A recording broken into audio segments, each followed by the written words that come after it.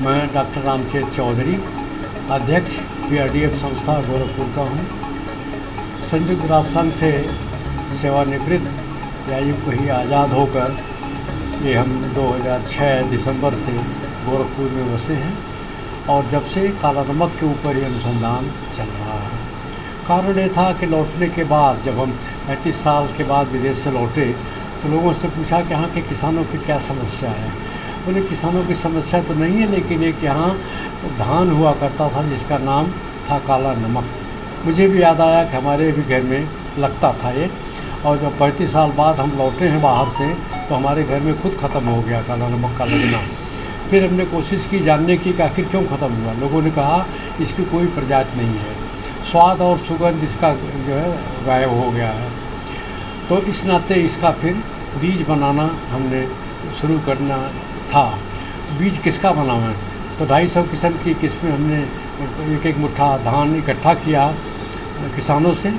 उसमें से जो सबसे अच्छा था उसको काला नमक 3 या KN3 नाम से उसको केंद्र सरकार से नोटिफाई करवाया, और नोटिफाई करने के बाद ये इसका बीज बना के हम लोग किसानों को देने लगे। लोगों ने इसको सराहा कि हाँ साहब, इसमें स्वाद और सुगंध दोनों तो आ गया, बहुत अच्छा है। लेकिन तो हमने कहा लेकिन क्या, बोले कि ये 2 मीटर 2.5 मीटर लंबा होता है, गिर जाता है, मशीन से कटाई संभव नहीं है, और पैदावार इसकी 10 कुंटल प्रति एकड़ से ज़्यादा नहीं होती है। तो काला नमक की खेती एक तरह से घाटे का सौदा हो गया है। तो स्वाद सुगंध तो वापस आ गया। मैंने कहा बहुत अच्छी बात है, बहुत अच्छी बात है, कम से कम कुछ चीज़ तो मिली हमें। फिर हमने उसको छोटा किया, संकरण करके, क्रॉस करके छोटी वैरायटी से। तो बौना काला नमक 101 आया, वो बौना हो गया। कहाँ 2 मीटर और 2.5 मीटर का, और कहाँ वो 1 मीटर से कम पौधा हो गया। उपज बढ़ गई, लेकिन गुणवत्ता थोड़ी उतनी अच्छी नहीं थी। उसको सुधार के फिर हमने बौना काला नमक 102 बनाया।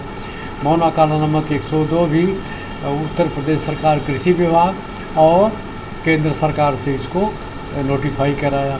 नोटिफाई कराने के बाद इसका बीज जो है बनना शुरू हो गया। अच्छा, किसानों को देना शुरू किया, किसानों को पसंद आया। बोले साहब और इसमें सुधार की गुंजाइश है। तो अभी जो सबसे अच्छी प्रजाति है हमारी वो है काला नमक किरण। इसमें जो चावल की गुणवत्ता है वो उसके बराबर है, जैसा कि आप देखेंगे चावल में कि चावल की गुणवत्ता जो है KN3 के बराबर है। इसकी उपज जो है, जो हम इसका बीज देते हैं, उपज इसकी दुगनी है। KN3 की दुगनी उपज है कि 20 कुंटल से कम इसकी पैदावार प्रति एकड़ नहीं होगी। 24-25 भी होती है अच्छे किसानों के घर पे। तो इस नाते अब ये सर्वोत्तम वैरायटी है, और इसका रकबा जो 2000 में सिमट गया था अब 80,000 हेक्टेयर पहुंच चुका है। डॉक्टर साहब, अगर किसान आपसे संपर्क करना चाहें कैसे करें, क्योंकि काफ़ी कमेंट्स आते हैं जब जी की खबरें। जी, हम उसकी भी चर्चा अभी थोड़ी बाद में करेंगे। अभी मैं कहानी पूरी कर लें। तो उसके बाद जो है इसको बचाने की भी मुहिम चलाई, क्योंकि वो आपने बासमती का किस्सा सुना होगा कि अमेरिका ने पेटेंट करा लिया था, हमने काला नमक को पेटेंट करा लिया। अब कोई भी देश दुनिया का, कोई भी संस्था दुनिया की इसको पेटेंट नहीं करा सकती कि हमने अपने देश के किसानों के नाम इसको पेटेंट कराया है। उसके बाद इसका भौगोलिक सूचकांक बनाया कि ये उत्तर प्रदेश के 11 ज़िलों में ही पैदा करके लोग इसके ऊपर काला नमक लिख के बेच सकते हैं। भौगोलिक सूचकांक ये 2030 तक अभी वैलिड है, चलेगा। तो इस तरह से जो पहला सवाल ये था कि आखिर काला नमक पर ये हमको पद्मश्री का सम्मान क्यों मिला, तो 4 प्रजातियाँ इसकी दी गई हमने। इसका जैविक खेती का तरीका निकाला। जैविक खेती के में तमाम भ्रांतियाँ थी कि ये जो है जहाँ जैविक खेती शुरू हुई वहाँ इसकी पैदावार कम हो जाएगी। हमने सिद्ध कर दिया कि पैदावार बढ़ेगी, कम नहीं होगी जैविक खेती से। तो अभी जैविक खेती, और इसमें अगर आप देखेंगे तो जैविक खेती का ये मुहर है भारत सरकार का। जितना भी हम किसान का बिकवाते हैं जैविक खेती, जैविक उत्पाद के रूप में जैविक काला नमक इस समय बाज़ार में बिक रहा है। तो यूँ समझिए कि संक्षेप में 4 प्रजातियों का विकास हुआ, जैविक खेती हुआ, उसके बाद कोई इसको दूसरा चुरा न सके, ले न सके, उसके लिए भी हमने इसका PPVNFRA करवा दिया, जिसको कहते हैं protection of plant varieties and farmers right act, उसमें रजिस्ट्रेशन हो गया। तो इस कारण से ये जो हैं ये अब रकबा बढ़ा और तो और ये विदेश में भी जा रहा है। अभी पिछले साल तक 550 कुंटल ये गया था अकेले सिंगापुर में, 100 कुंटल नेपाल गया, 10 कुंटल दुबई गया।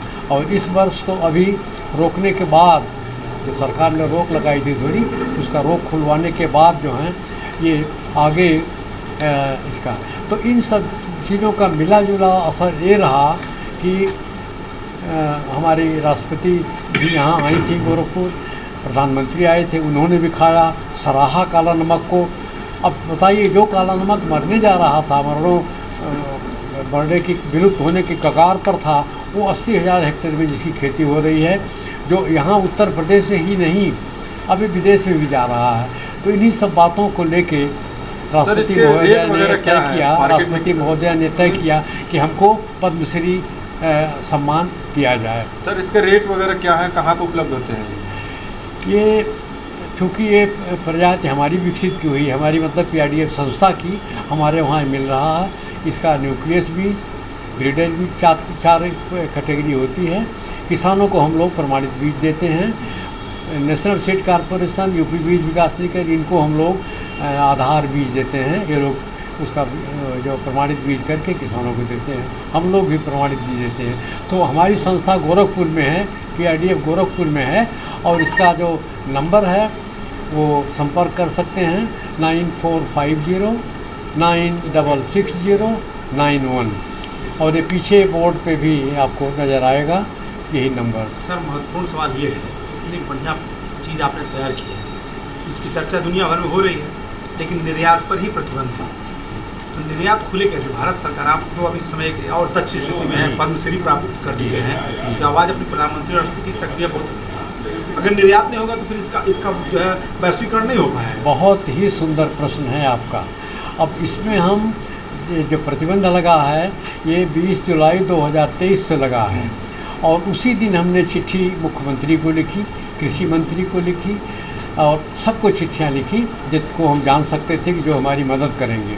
और उस चिट्ठी का प्रभाव ये रहा कि हम भागते रहे। गोरखपुर और लखनऊ के बीच में 10वें चक्कर लगे और हमने मुख्यमंत्री जी से चिट्ठी लिखवाई 1 पेज की। उन्होंने श्री पीयूष गोयल को लिखा, क्योंकि उन्हीं के मंत्रालय से ये रोक हट सकती थी। प्रमुख सचिव से मुलाकात हुई हमारी राजभवन में, उनसे चिट्ठी लिखवाई। और कई सारे जो मेंबर ऑफ पार्लियामेंट हैं उनसे भी चिट्ठी लिखवाई हमने। और मिला जुला असर ये रहा कि अभी पिछले हफ्ते सरकार को मैंने समझाया लोगों को कि ये जो आप रोक लगा रहे हो, ये खाली इसका भाव जो है बढ़ा नहीं चावल का, तो काला नमक आम आदमी नहीं खाता। ये विशिष्ट चावल है, महंगा चावल है। लेकिन जो लोग खाते हैं और जो इसको उगाते हैं उनका प्रभाव बड़ा है। तो अगर वो लोग नाराज़ हो जाएंगे तो बहुत बड़े लोग नाराज़ हो जाएंगे। ये समझ के हमारे जो काला नमक है उस पर से रोक हट गई है। तो मुझे कहते हुए बेहद प्रसन्नता हो रही है कि अब 10,000 क्विंटल तक हम लोग, हमारे निर्यातक निर्यात कर सकते हैं। अब धीरे धीरे ये काम शुरू हो गया है। कब हटी है रोक? ये 2 हफ्ते पहले हट गई है, उसकी चिट्ठी आ गई। बल्कि सभी अखबारों को भी हमने इस खबर दी थी, तो अधिकांश अखबारों ने इस चीज़ को देश के रूप में निर्यातक देश के रूप में भारत केवल 10,000 कुंटल बेच सकता है, या कोई निर्यातक होगा, समूह होगा निर्यातकों का, वो अलग अलग बेच सकते हैं? सभी